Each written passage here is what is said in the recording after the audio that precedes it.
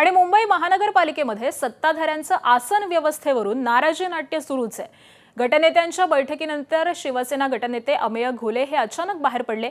गटनेत्यांसाठी मागील रांगेमध्ये करण्यात आलेल्या आसन व्यवस्थेवरून अमेय घोलेंनी आक्षेप नोंदवलाय।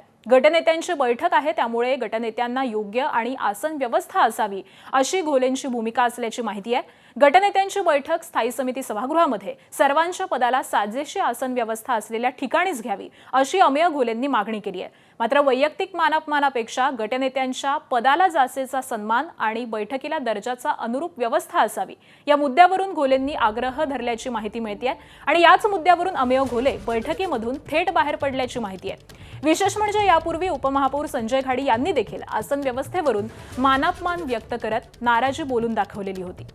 आता गटनेते अमेय घोलेंनी देखील आसन व्यवस्थेचा मुद्दा लावून धरल्यामुळे महापालिकेमधील सत्ताधाऱ्यांमध्येच पुन्हा चर्चेला उधाण आलंय।